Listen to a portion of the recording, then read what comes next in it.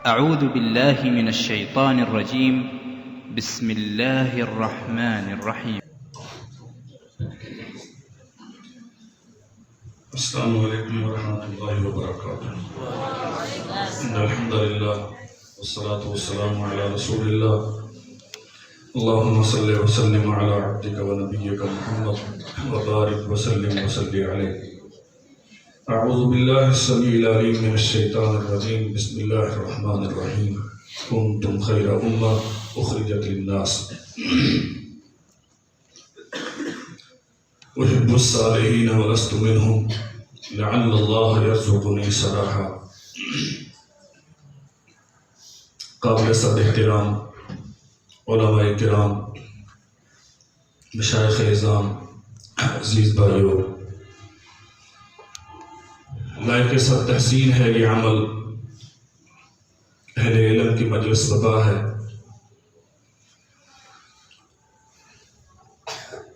اور انشاءاللہ نیت کے اخلاص کی بنا پہ آنے والا کوئی بھی اللہ کے فضل سے خالی نہیں جائے گا. اس وقت معلوم دنیا کی آبادی 6 ارب سے زیادہ ہے.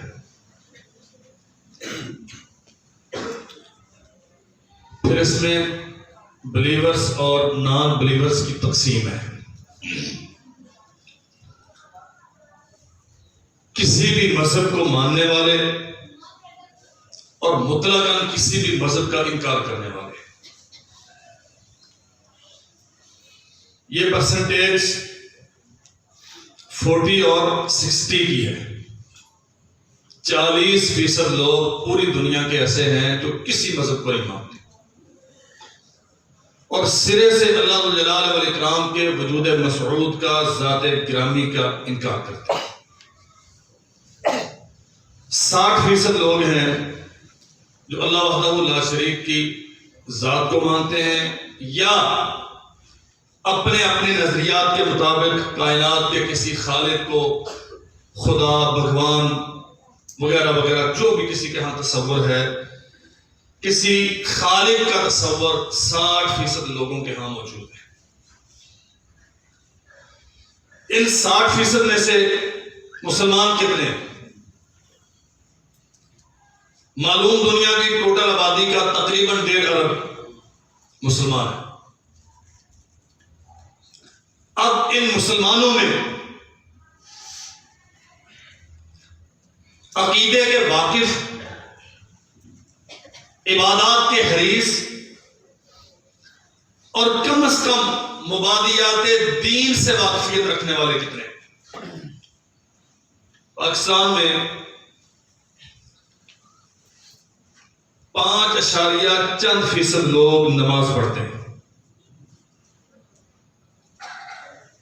اہل الحدیث ہوں، غیر اہل الحدیث ہوں، کوئی بھی ہوں. ٹوٹل نماز پڑھنے والوں کی تعداد 5.چند.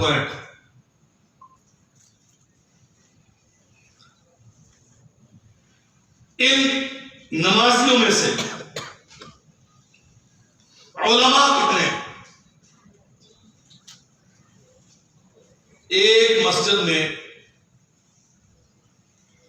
اگر 100 بندہ خطبہ جمعہ کا نمازی ہے تو اس کا معنی یہ ہے کہ ہر فرد کے ساتھ 6-7 فرد اور لگے ہوئے جو مسجد میں نہیں.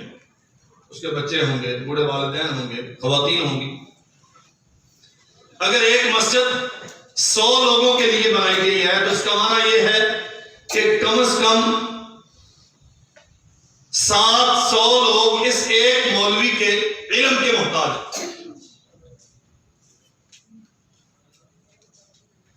چیچا وطنی 1.5 لاکھ کی آبادی کا شہر ہے. تمام مساجد کی مسجدیں کتنی ہیں؟ آپ ان مساجد پہ 1.5 لاکھ کو تقسیم کر لیں، میرے خیال میں سینکڑوں لوگ ہوں گے جو ایک مسجد سے وابستہ ہے. عملاً کچھ ہے یا نہیں، یہ الگ مسئلہ.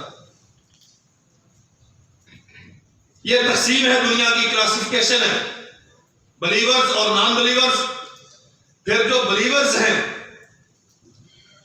ان کی آگے ڈائیورشن، پھر ان میں مسلمان کتنے ہیں اور مسلمانوں میں مذہب پسند کتنے ہیں، اور ان مذہبیوں میں مذہب کی حقیقت جاننے والے کتنے ہیں، اور ان حقیقت جاننے والوں میں سے مذہب کو آگے پہنچانے کی خو کتنے لوگوں میں۔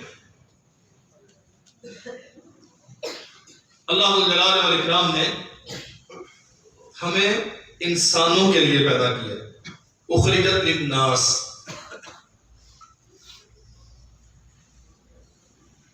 اب گرامیکلی شیخ محترم فرمائیں گے،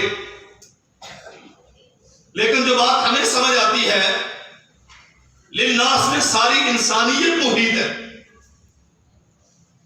کوئی مانتا ہے اسے سمجھا کے صحیح طریقے سے ماننے پر آمادہ کرے، جو نہیں مانتا اسے ماننے پر آمادہ کرے، جو عمل سے دور ہے اسے عمل پہ لائیں، جو عمل کرتا ہے لیکن اس میں سکم موجود ہے تو اس کے سکم دور کرے۔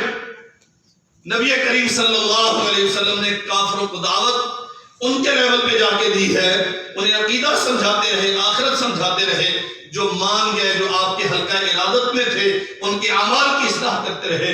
اور آپ کی جماعت کا کوئی ایک فرد ایسا نہیں ہے جو تادم واپسی ایک لمحے کے لیے بھی آپ صلی اللہ علیہ وسلم کی دعوت سے محروم رہا۔ سب کے لیے یار دعوت چلتی رہی۔ میرے عزیز بھائیوں، ہم اصولی طور پہ اگر واقعتاً عالم ہے، عالم اس معنوں میں کہ طریقہ علم سے ہمارا تعلق ہے، اس راہ پہ چلنے کے داعی ہے، تو پھر ہم اس عظیم الشان وراثت کے امین ہیں جو ایک نبی نہیں جمی انبیاء علیہ السلام دے کے گئے۔ وَلَقَدْ وَرِثُوا الْعِلْمَ، اور یہ علم ڈیمانڈ کرتا ہے آپ سے، تقاضا کرتا ہے آپ سے، اسے پھیلایا جائے، اسے لوگوں تک پہنچایا جائے۔ حافظ ابن حجر رحمۃ اللہ علیہ نے فتح الباری میں نبی کریم صلی اللہ علیہ وسلم کا یہ فرمان نقل کرتے ہوئے اس کی شرح میں یہ جملہ لکھا ہے، سیدنا عبداللہ ابن عباس رضی اللہ عنہ کے حوالے سے، جب میدان عرفات میں آپ نے فرمایا الا فلیبلغ الشاہد الغائب، جنہوں نے سیکھ لیا ان کی ذمہ داری ہے بعد میں آنے والوں کو سکھائیں۔ فرمایا ابن عباس نے والذی نفسی بیدہ انہا لوصیتہ الی امتہ علی فلیبلغ الشاہد الغائب، یہ نبی کریم صلی اللہ علیہ وسلم کی طرف سے امت کے نام وصیت۔ میرے عزیز بھائیوں، تفصیلات کی اہل علم کے ہاں ضرورت نہیں ہے، سوال محض اتنا سا ہے، ہم ساری انسانیت کی اصلاح کے ذمہ دار بنا کے بھیجے گئے۔ یہ جو عزت و شرف ہے، قدر و منزلت ہے، جنت کی ضمانتیں ہیں، نبی کریم صلی اللہ علیہ وسلم کی رفاقت کے بہت بڑے بڑے عہد و پیمان ہمیں دیے گئے ہیں، یہ اس وجہ سے ہیں کہ ہم اس طریق کے ہوگر ہیں، ہم اس رستے کے داعی ہیں، راہی ہیں، جس پہ سرور کونین صلی اللہ علیہ وسلم زندگی بھر گامزن رہے، اور جو ہمارے لیے وہ متعین کر کے یہ دعوت کا رستہ ہے، یہ تبلیغ دین کا رستہ ہے، اور یہ اتنی بڑی ذمہ داری ہے، بلغ ما انزل الیک من ربک فإن لم تفعل فما بلغت رسالتہ، اگر آپ نے دین نہیں پہنچایا تو آپ نے رسالت کا حق نہیں سمجھا، ادا نہیں کیا۔ میں بحثیت مولوی، امام مسجد، خطیب اس آیت کا ترجمہ یوں کروں تو عین برمحل ہے کہ میں اگر اپنے منبر کو تبلیغ دین کے لیے اپنی بساط کے مطابق استعمال نہیں کرتا اور اپنے حلقہ دعوت میں دعوت لے کے نہیں پہنچتا، اس کا معنی یہ ہے کہ میں نے اپنے مولوی ہونے کا حق نہیں سمجھا۔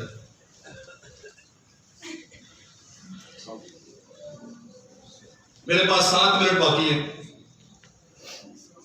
جو حلقہ دعوت ہمارے ہاں موجود ہے، یہ ایک مسجد ہے، میں اس کے ممبر کا مسئول اور خطیب ہوں، اس میں مختلف قسم کے لوگ ہیں جو مجھے سننے آتے ہیں، لیکن سوال یہ پیدا ہوتا ہے کہ کیا میں مکلف صرف ان تک دعوت پہنچانے کا ہوں جو میرے پاس آتے ہیں. جو میرے پاس نہیں آتے ان تک دعوت پہنچانے کا ذمہ دار کون ہے؟ اور اجازت دے تو میں عرض کروں، کیا میں علمی اعتبار سے نفسیاتی طور پہ اس قابل ہوں کہ اس بستی کے ہر طبقے تک اپنی دعوت لے کے جا سکوں؟ ہمارا گورنمنٹ سیکٹر کا کوئی بھی آفس ہوتا ہے، ہم کبھی اس میں نہیں گھستے، دعوت کے لیے زندگی بھر کبھی نہیں جاتے، اور اگر کبھی کوئی کام پڑ جائے تو جائیں. ہماری کوشش ہوتی ہے کہ ہمیں بطور مولوی وہاں شناخت نہ کیا جائے. ہم ان کی زبان نہیں سمجھتے، ہم ان کا طرز بدوباش اس سے اتنے مرعوب، آخری حد تک ہم پریشان ہو جاتے ہیں. اور اس سے تھوڑا سا آگے چلے جائیں تو کچہری، لا، یہ بارز، یہ پوری دنیا ہے. اور اس وقت کی پوری دنیا میں قانونی طور پہ، آئینی طور پہ دنیا پہ رول کرنے والی یہ کمیونٹی ہے. میرے سمیت ہم میں سے کوئی بھائی ہے جس نے کبھی یہ تدبر کیا ہو یا یہ عدالتوں میں کھڑے ہو کے اپنے جھوٹ کے زور پہ، چرب زبانی کے زور پہ حق کو نہ حق اور نہ حق کو حق بنا کے کسی قاتل کو آزادی دلوا کے، کسی بے گناہ کو پھانسی لگوا کے یہ دنیا کے فیصلے کروا رہے ہیں؟ ان کی ڈکٹیشن پہ، ان کے آرگومنٹس پہ باقاعدہ آئین مرتب ہوتے ہیں. کیا بحثیت طالب علم یا مبلغ دین اسلام میری ذمہ داری نہیں ہے کہ میں کسی چیمبر تک پہنچوں اور جا کے ان کا دروازہ کھٹکتا ہوں؟ میرے عزیز بھائیوں، ہمارے جلسے بہت بڑے ہوتے ہیں، اللہ انہیں اور کامیابی سے ہمکنار فرمائے، لیکن یہ دعوت دین کا شاید ہزارواں حصہ ہے. یہ جو گلیوں پہ چھاپڑی فروش پھرتے ہیں، یا یہ ہمارے حلقہ دعوت میں نہیں آتے؟ دنیا میں جتنے بھی آسمانی مذاہب ہیں نا، اس وقت ساری دنیا کی معاش، فائنانس یہ یہود کے قبضے میں ہے، اور سیاسی طور پہ، پولیٹیکلی ساری دنیا کی قیادت اس وقت عیسائیوں کے ہاتھ میں ہے. یہودیت دین دعوت نہیں ہے. وہ یہودی نسل کے علاوہ کسی کو یہودی نہ بناتے ہیں نہ مانتے. کیوں؟ وہ کہتے ہیں یہودیت ایک افتخار ہے، یہ ایک عزت ہے، اور یہ عزت بنو اسرائیل کو اور اس قبیلے کو جس میں جنہیں یہودی کہا جاتا ہے، صہیونی کہا جاتا ہے، اس کے علاوہ کوئی اور دنیا میں اس قابل نہیں ہے. ہاں البتہ ہم انہیں یہودی نہیں بنائیں گے، لیکن یہ جس دین پہ ہیں اس دین پہ رہنے نہیں دیں گے. عیسائی دین دعوت ہے، ان کے مشنری ادارے، واللہ آپ حیران ہوں گے، یورپ مادی ترقی میں اور بحرہ روی میں بھی ضرب المثل ہے اس وقت، لیکن ان کے مشنری ادارے عیسائیت کی تبلیغ میں بھی معیار ہے. مشرقی تیمور، انڈونیشیا کا ایک حصہ توڑا گیا، الگ کیا گیا، سوڈان کو 2 حصوں میں تقسیم کیا گیا. اس میں اور جو بھی پولیٹیکلی اسباب ہوں گے، بہت خاص طور پہ مشرقی تیمور میں بہت بڑا ایک سبب یہ تھا کہ اس میں یورپ سے مشنری ادارے جاتے تھے، وہاں جا کے عیسائیت کی تبلیغ کرتے تھے. جب میجورٹی عیسائیت پہ کھڑی ہو گئی، یونائٹڈ نیشن نے انہیں فورس کیا اور مجبوراً ایک مسلم ریاستوں کو حصوں میں تقسیم کر کے ایک ٹیسٹ اسٹیٹ وہاں وجود میں ہے. میرا کردار یہ ہے کہ میں صرف اس تک دعوت پہنچاتا ہوں جو میرے سامنے آ جائے. اور آخری بات میں عرض کرتا ہوں، سچی بات ہے، سامنے بیٹھے ہوئوں کے لیے بھی میرے لیے دعوت کا رجحان اور معیار یہ ہوتا ہے کہ یہ مجھ پہ راضی ہو کے جانے چاہیے، یہ میری خطابت کے معترف ہو کے جانے چاہیے، میری اس تقریر کے نتیجے میں 2-4 جلسوں کی بکنگ میرے سامنے آنی چاہیے. اگر کوئی ایسی بات کہہ دی جو ان کے مزاج کے خلاف ہے تو میں بیکار خطیب. وہاں بھی موسٹلی اللہ من رحم اللہ ہماری ترجیح یہ ہوتی ہے کہ لوگوں کو مطمئن کر کے اپنے ساتھ کھڑا کرنا ہے، اپنے ساتھ دین میں نہیں، اپنی خطابت میں، اپنے فن میں. میرے بھائیوں، سنجیدگی، حلقہ دعوت کا پورا ادراک، اس کے لیے اپنی پوری کوشش اور طاقت بروئے کار لا کے آخری فرد تک پہنچنا، اور پھر دعوت دینا کس چیز کی ہے؟ ما انزل الیک من ربک۔ میں بطور درخواست، شیخ محترم نے بہت سارے بزرگوں کا حوالے بھی دیے، کتابوں کی طرف توجہ بھی دلائی۔ مولانا اسماعیل سلفی رحمۃ اللہ علیہ جب گجرانوالہ میں تشریف فرما ہوئے، اسحاق بھٹی صاحب نے بڑی تفصیل لکھی ہے، اور بھی اہل علم نے اس میں بہت کچھ لکھا ہے۔ شاید 1 یا 2 مسجدیں تھیں، اور جیسے اہل حدیثوں کی مسجدیں 50 60 سال 70 سال پہلے ہوتی، تو اس میں پہلے کی بات چھوٹی چھوٹی، اور جب حضرت صاحب دنیا سے تشریف لے گئے تو تب وہاں مسلک کی کیفیت کیا تھی، وہ آج بھی گجرانوالے کے دور و دیوار اس کے شاہد ہیں۔ مرکزی جمعیت اہل حدیث پاکستان کو منظم کرنے میں حضرت سید داؤد غزنوی رحمۃ اللہ علیہ، جو بانی امیر ہیں مرکزی جمعیت اہل حدیث پاکستان کے، ان کے ساتھ شانہ بشانہ جس بندے کی سب سے زیادہ قد و کاوش ہے وہ مولانا اسماعیل سلفی رحمۃ اللہ علیہ ہیں۔ میں سجیشن دوں گا اپنے بھائیوں کو، ایڈوائز کروں گا کہ حضرت سلفی صاحب کی کتابیں میں پڑھنی چاہیے۔ ہمارے اسٹیج پہ آج کل جو کچھ ہو رہا ہے، میں بطور خطیب جاتا ہوں اور میرے الفاظ کا انتخاب، اشعار کی ترتیب، میرا گیٹ اپ، میرا لباس، میرا اسٹائل، اس میں موسٹلی فوکس یہ ہوتا ہے کہ میرا خطاب ایسا ہو کہ لوگ میرے فن کے ساتھ کھڑے ہو۔ اگر ہم واقعتاً دین کے مبلغ، اس میں نہ شعوری طور پہ مزاح کی گنجائش ہے، نہ آمدن ماتم کا کوئی تصور ہے، نہ یہ چٹکلے بازی۔ اللہ ہے کوئی ایک خطبہ نبی کریم صلی اللہ علیہ وسلم کا یہ تو موجود ہے، احمرت عیناہ اعلی صوتہ کانہ منذر جیش، لیکن یہ جو سارا کچھ آج مارکیٹ میں دیکھنے کو ملتا ہے، یہ اس دعوت کے اسالیب کے ساتھ کوئی تعلق نہیں رکھتا جو محمد کریم صلی اللہ علیہ وسلم نے ہمیں دی۔ حضرت مولانا اسماعیل سلفی رحمۃ اللہ علیہ تعجب کے ساتھ واللہ ہے بطور ناظم اعلیٰ مرکزی جمعیت اہل حدیث پاکستان اسحاق بھٹی صاحب نے استقبالیہ خطبات کے نام سے کتاب مدون کی ہے، ان کا خطبہ موجود ہے، اور تب آج سے 60 سال پہلے وہ تعجب کا اظہار کرتے ہیں کہ جس قسم کی دعوت اہل حدیث کے اسٹیج پہ آج دی جاتی ہے، یہ تو ہمارے اسلاف سے کوئی تعلق نہیں رکھتی۔ واللہ میں حیران ہوتا ہوں، اگر آج ہماری دعوت کا اسلوب وہ دیکھتے تو ہمیں کیا کہتے ہیں۔ سو میرے عزیز بھائیوں، اپنے حلقہ دعوت کا ادراک، اس میں تمام طبقات زندگی ہم اس کے مسئول ہیں، ہم اس کو احساس کریں، ادراک کریں نہ کریں، اللہ کی طرف سے ہم اس کے مسئول ہیں۔ میری مسجد کے دائرے میں وہ اہل الحدیث ہیں، ہاں ان کے لیے دعوت کا اسلوب اور ہو سکتا ہے، لیکن وہ میری مسئولیت میں۔ وہ غیر اہل الحدیث ہیں، ان کے لیے دعوت کے اسالیب ڈفرنٹ ہو سکتے ہیں، وہ میرے حلقہ مسئولیت میں ہیں۔ وہ لائرز ہیں، وہ پروفیسرز ہیں، وہ انجینئرز ہیں، وہ چابڑی فروش ہیں، وہ مزدور ہیں، حتیٰ کہ حضرت سید اسماعیل شاہ اسماعیل دہلوی رحمۃ اللہ علیہ ارواح ثلاثہ احناف نے کتاب مرتب کی ہے۔ بس یہ 1 منٹ میں آخری بات عرض کرتا ہوں، اس میں انہوں نے واقعہ نقل کیا دعوت دین اور احقاق حق کے نتیجے میں دلی میں حضرت شاہ صاحب کی مخالفت بہت شدید ہو گئی،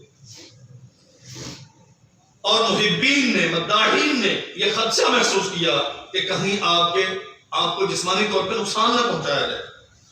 اس کے کچھ مظاہرے ہو بھی چکے تھے، 2 نوجوان ان کے محافظین کے طور پر ان کے ساتھ متعین کر دیے، مسجد میں نماز پڑھ رہے ہیں، اور شاہ صاحب دیکھ رہے ہیں اپنے محافظین کو، اور محافظین میں سے ایک تو غافل تھا، دوسرا بیان کرتا ہے کہ میں نے تاڑ لیا کہ شاہ صاحب مجھ سے بچ کے کہیں نکلنا چاہتے ہیں۔ تو ذہن میں آیا کہ چلیں ٹھیک ہے، آج پیر صاحب دیکھتے ہیں جاتے کہاں۔ تو شاہ صاحب نے دیکھا کہ دونوں محافظ غافل ہیں مجھ سے، تو چپکے سے نکلے اور چل دیے کہاں؟ بدنام زمانہ محلے کی طرف، رستے میں مخالفین نے پکڑ لیا اور مارنا شروع کر دیا. اب یہ محافظ دوسرا غافل ہے، مسجد میں ہم سے نہیں معلوم، یہ پیچھے پہنچا، جیسے تیسے کر کے چھڑوایا، لے کے جا رہا ہے تو اپنے رنج کا اظہار کیا اس انداز سے کہ اب سمجھ آ گئی شاہ ولی اللہ کا پوتا، شاہ عبد الغنی کا بیٹا، شاہ عبد العزیز کا بھتیجا دہلی کے محلوں میں مارے کھا رہا ہے. کیا ضرورت پڑی ہے ان لوگوں کو ایسی باتیں جا کے بتانے کی کہ لوگ آپ کو ماریں؟ واللہ رواہ ثلاثہ میں لکھا ہے، شاہ صاحب کہتے ہیں کہ لوگ مجھے رسوا کریں اور میرے چہرے پہ کالک مال دی جائے اور لوگ اعلان کر کے کریں یہ شاہ ولی اللہ کا پوتا ہے جسے اعلان توحید میں اور احقاق سنت کی پاداش میں ہم نے زدو کو کیا ہے، تب جا کے میں سمجھوں گا شاہ اسماعیل نے بھی دعوت دین کا مبلغ ہونے کا کچھ حد سمجھا اور ادا کیا. ہمارا حلقہ دعوت کیا ہے، اس میں ہماری ذمہ داریاں کیا ہے اور ہماری دعوت کا اسلوب. میں ایڈوائز کروں گا سارے علماء کرام علاقے بھر کے تشریف فرما ہے، میں درخواست کروں گا قاری ذیشان صاحب ماشاءاللہ اس قسم کی مجالس کا اہتمام کرتے ہیں، شیخ انور صاحب پورے علاقے کے علمی مجالس کی سرپرستی فرماتے ہیں، میرے بڑے بھائی قاری عبدالشکور صاحب انہیں بہت ذوق اللہ نے دیا ہے. ہمیں کوئی مجلس ترتیب دینی چاہیے اسالیب دعوت کے حوالے سے، دعوت دینے کے طریقے کیا ہیں اور دعوت کے اہداف کیا کیا ہوتے ہیں. اللہ ذوالجلال والاکرام ہمیں سمجھنے کی توفیق عطا فرمائے. واللہ میں اعلیٰ وجہ وسیلہ سمجھتا ہوں یہ ایک امتحان تھا، قاری صاحب محترم کا حکم تھا، میں حاضر ہو گیا، وگرنہ آپ کہاں اور میں کیا کہہ سکتا ہوں کسی عالم کو، میری کیا اوقات ہے کہ میں اس قسم کی علمی مجلس میں. بہرحال ایک سبق میں نے سنایا ہے، اگر آپ بھائیوں کو یہ حق لگے تو ہمیں اللہ ذوالجلال والاکرام عمل کی توفیق عطا فرمائے، اور اگر کوئی سہو ہو گیا ہے تو اللہ ذوالجلال والاکرام ہم سے درگزر فرمائے. فجزاکم اللہ جزاء خیرا. والسلام.